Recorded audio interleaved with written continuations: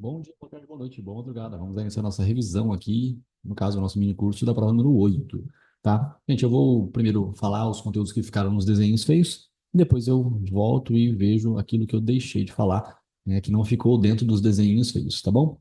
Vamos lá.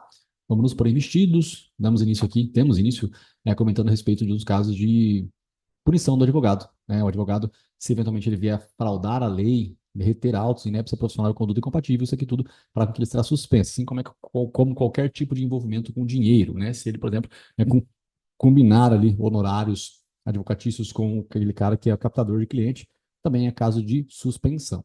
Tá, aqui fraudar lei, é importante que a palavra fraudar é diferente de deturpar teor de lei. Quando você sofre inépcia profissional, né, você vai ser suspenso, você não precisa fazer novo exame da ordem, você precisa fazer o quê? Provas de reabilitação. Cargos incompatíveis com a advocacia, Juca por fim virou gerente, né? O por fim aqui, o FIA de fiscal, né, relacionado à arrecadação de tributos, e o gerente de instituição financeira, não é o gerente da Sapato Companhia, não, é o gerente de instituição financeira, seja ela pública ou privada, isso aqui é muito importante, público ou privado, tá? Juca por fim virou gerente, é judiciário, cartório, policial, fiscal, militar ou gerente. Você pensa no corpo de bombeiros como militar, você pensa no judiciário, você pensa no assessor jurídico do desembargador, você pensa no motorista do desembargador, você pensa na mulher que faz o cafezinho e leva para o juiz dentro do fórum. Cartório de registro de imóveis, enfim, de protestos, tá? Isso aqui são incompatíveis, impossibilidade total de advogado, total. Certo? E quem pode advogar um pouco, mas é impedido, no caso, o Poder Legislativo. O Poder Legislativo, pessoal, sem ser a mesa, tá? Porque a mesa diretora, ela é incompatível com a advocacia também. No caso de exclusão do advogado, fraudar requisitos para se inscrever como advogado, inidoneidade moral e prática de crime infamante. Depois nós vimos também, né, o caso do controle difuso de constitucionalidade. O controle difuso é aquele em que o foco não é dizer que a lei é inconstitucional, o foco é resolver o problema concreto da pessoa em si. Então, se o seu avô tinha dinheiro com o plano Collor, você vai lá e pede o dinheiro de volta. O juiz, ele vai ou não dar a grana para você de volta. Só que o que fundamenta você pegar o dinheiro de volta? O que fundamenta é que a medida provisória da época ela era inconstitucional, ela não estava de acordo com a Constituição. Então, o juiz, quando na parte do dispositivo ele vai permitir que você fique com o dinheiro, com o mérito, ele tem que analisar uma questão que prejudica a análise disso, que faz demorar um pouco mais, uma questão que prejudica a análise do mérito, uma questão prejudicial de mérito. Por quê? Porque ele tem que fazer aquilo que não é normal. O que é normal? O que é normal é que o juiz julgue de acordo com a lei que existe. Agora, quando ele julga e ele tem que falar que a lei não está de acordo com a Constituição, isso não é normal. Isso é anormal, por isso que é um caso de controle de constitucionalidade, de controle difuso, por isso que é uma questão prejudicial de mérito. E aí ele vai dizer que a medida provisória realmente não está de acordo com a Constituição Federal. Só que quando você perde, você recorre para o TJ, né? E se você perde, você recorre para o STF. Esse recurso que vai para o Supremo Tribunal Federal só vai se você fizer um recurso extraordinário e você conseguir comprovar, né, a repercussão geral. É dizer que aquele tema é realmente muito importante, ele transcende aquilo que é normal, então ele é votado por meio de 2/3 do Supremo Tribunal Federal para que isso seja recusado, né? A repercussão geral para que ela seja recusada por meio de 2/3 dos membros dos ministros do Supremo Tribunal Federal. Isso é o que acontece, né, para que você chegue até o Supremo. Correto? O controle difuso, pessoal, ele em regra é interpartes, né? Se você fez um problema para o teu avô, o ideal é que só o seu avô vai receber o dinheiro. Mas se vira um caso que chega no Senado Federal, de acordo com a Constituição Federal, se o STF encaminha para o Senado Federal, o STF poderá dar efeito erga omnes, né? Desculpa. Se você chega até o STF com o seu controle difuso e o STF analisa o seu caso, ele pode mandar para o Senado Federal, o Senado Federal poderá dar efeito erga omnes. É o que está previsto na Constituição Federal. Então, o controle difuso ele pode se tornar erga omnes. Essa é uma interpretação que tem, né? Na verdade, literal da Constituição Federal. Só que interpreta-se numa logística de mutação constitucional, que quando o Supremo, quando ele reconhece a repercussão geral, naturalmente, né, se ele está reconhecendo a repercussão geral, é porque aquilo transcende a normalidade, consequentemente, é além daquele problema concreto da sua vida, então, por óbvio, é um assunto que é de efeito erga omnes, o ideal seria que fosse efeito erga omnes. Certo? Depois nós comentamos aqui quem é que pode pedir edição, revisão e cancelamento de súmula vinculante, o 444, Defensor Público da União, e os tribunais. No caso, o próprio STF, ele é um tribunal. Então, quando ele o faz, ele faz de ofício. Então, o STF, ele pode, ele mesmo cancelar uma súmula vinculante? Pode. O STF, ele pode cancelar teor de súmula vinculante. Aqui nós estamos comentando quem é que pode pedir aí, pedir uma emenda constitucional. Presidente, mais da metade das assembleias legislativas, 1/3 da Câmara, 1/3 do Senado. Lembrando que o povo não pode propor uma emenda à Constituição. Não existe PEC popular. Tá bom? Outra coisa importante é que a emenda constitucional ela não passa pela sanção ou veto por parte do chefe do Poder Executivo. Tá? Ela não passa pela sanção ou veto por parte do chefe do Poder Executivo. Depois nós vimos aqui um pouco, né, a logística do paralelismo das formas. Se uma coisa é criada por lei, ela tem que ser extinta por lei. Um cargo, ele é criado por lei, então ele tem que ser extinto por lei. Uma exceção é o decreto regulamentar autônomo, que ele extingue cargos públicos quando vagos. A ideia do decreto regulamentar autônomo é que ele passa pelo controle de constitucionalidade. Diferente do decreto regulamentar executivo, porque o decreto regulamentar executivo, ele é aquele que é criado para dar fiel execução à lei. Então, ele está de acordo com a lei. É como se esse fosse o empregado, esse fosse o gerente, esse fosse o dono da empresa. O empregado ele deve obediência ao gerente, né? Se o empregado não obedece ao gerente, o problema aqui é um problema com o gerente, então é um problema de ilegalidade. Tá, Rafael, mas se ele não respeita o gerente, ele não respeita o dono também. Não, você não sabe, né? Se ele já não respeita a lei, já está tudo errado já.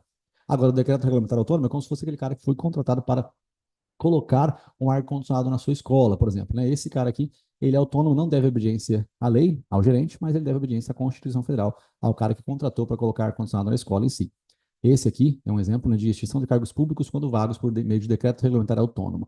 Falamos sobre desmembramento de estados e municípios. Por meio de lei complementar, você desmembra estado, município, lei estadual. Não existe estudo de viabilidade social nem prazo para desmembramento de estados, o que acontece sim no caso de município. No caso, no município, inclusive, o prazo é feito por meio de lei complementar. Desmembramento é diferente de estado de secessão. Secessão é quando cria-se um novo país. Isso o Brasil não admite. Tá bom? Gente, depois eu falei um pouquinho aqui sobre, né, organismos internacionais e estados estrangeiros. Você tem que saber o que é isso.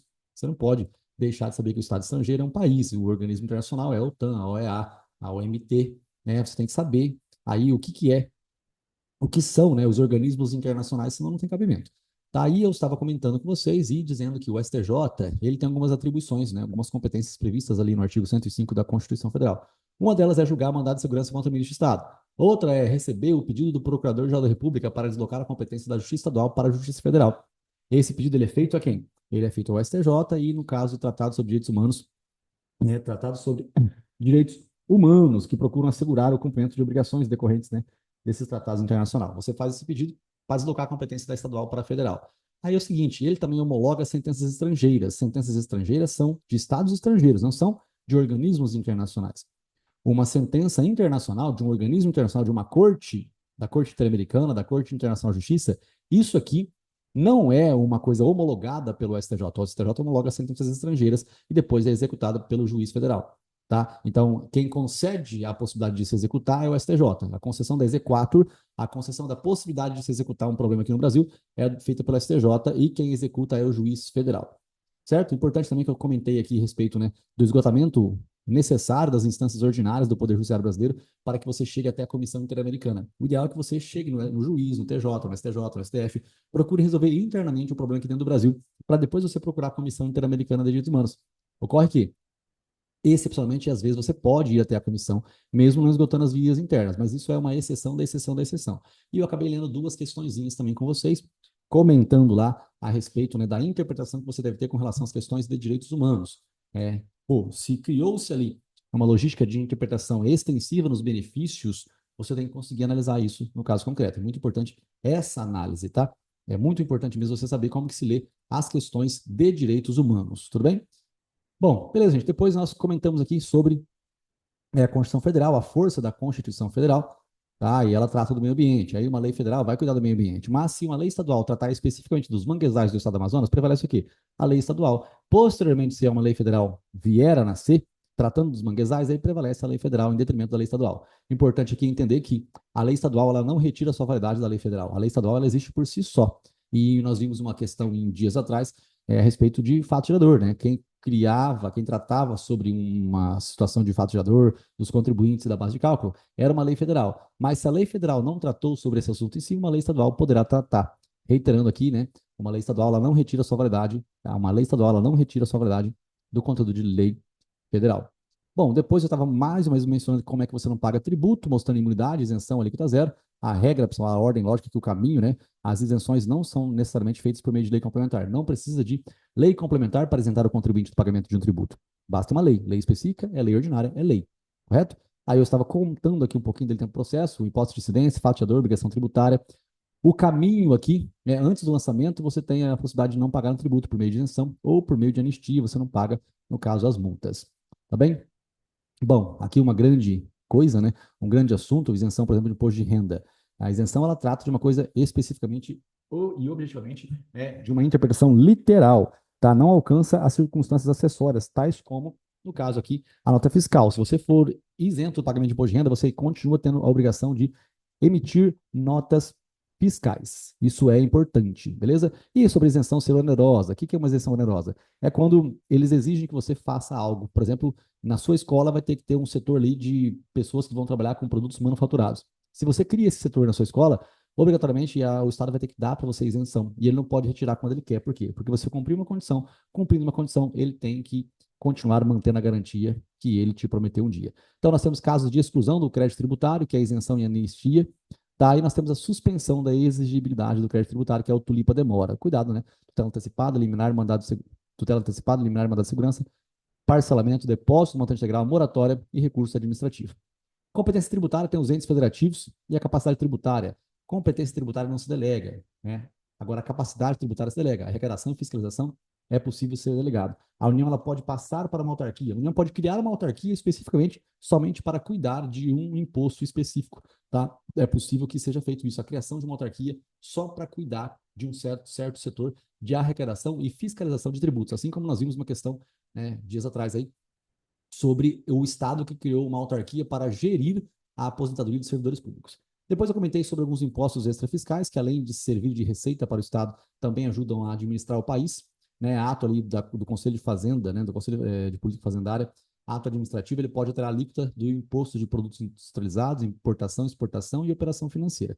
Depois eu comentei sobre os princípios de direito tributário, que no caso da noventena e da virada de exercício, tá? Isso aqui é bem interessante.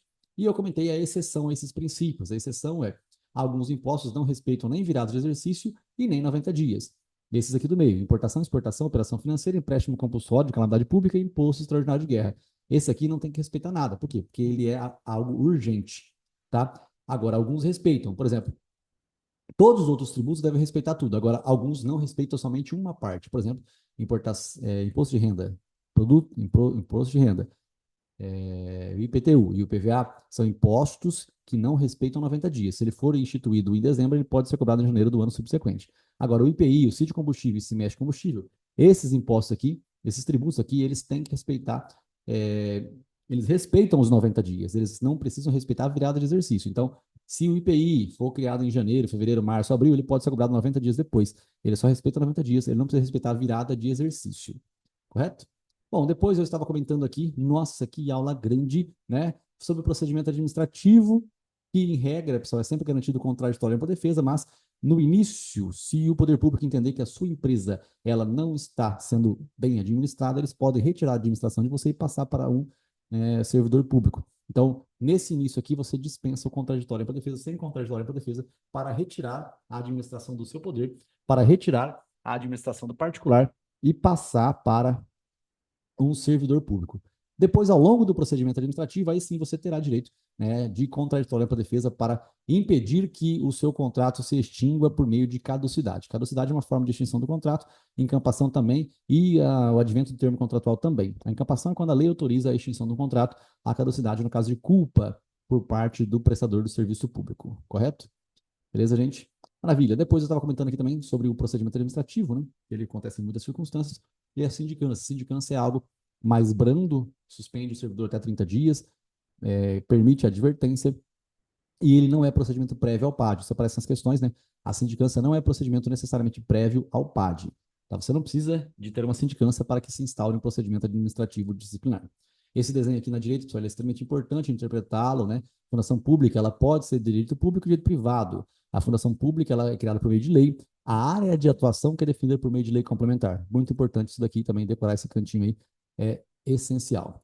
Depois estava comentando sobre o que é fatiador, base de cálculo, alíquota zero. Alíquota zero não, não necessariamente a zero, né? Mas a alíquota, que é um número que você multiplica baseado na base de cálculo. E aí você vai saber o valor. Por exemplo, imposto de renda, ele é progressivo. Quanto mais você ganha, maior a sua alíquota de imposto de renda. Tá? Isso é a progressividade. A seletividade depende, né, da essencialidade do produto. Macarrão tem uma alíquota zero. Por quê? Por conta de que é uma coisa essencial para a população. O macarrão, o arroz, o feijão, né? A alíquota é zero. Agora, o cigarro, por exemplo, eles colocam o valor da alíquota lá em cima, 100%, 70%, 90%. Esse é o valor da alíquota. Quanto maior a alíquota, maior o pagamento do tributo em si.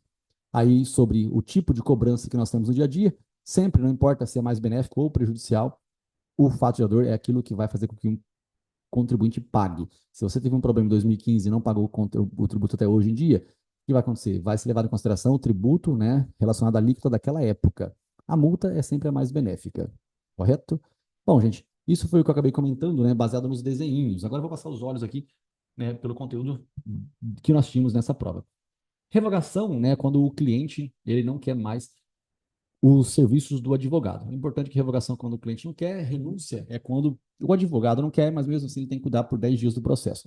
O sigilo das comunicações telefônicas, aquele contato que tem entre o advogado e o cliente, deve ser extremamente respeitado, tá? Se isso não o for, nós temos alguns tipos de problema, tais como a ilicitude da prova no direito penal. Se o teu cliente confessar para você por meio de telefone, a prova é ilícita. Reiterados, pessoal, uma forma de punição do advogado, se ele levar pegar um processo e não devolver, ele vai ser suspenso dos quadros da advocacia. Incompatibilidade, já comentei, tá? E outra coisa importante é que o advogado não pode se envolver com um processo que já tenha patrono constituído. Patrono, né, é a mesma coisa de causídico, que é a mesma coisa de advogado, tá? Nós não podemos nos envolver com um processo que já tenha patrono constituído.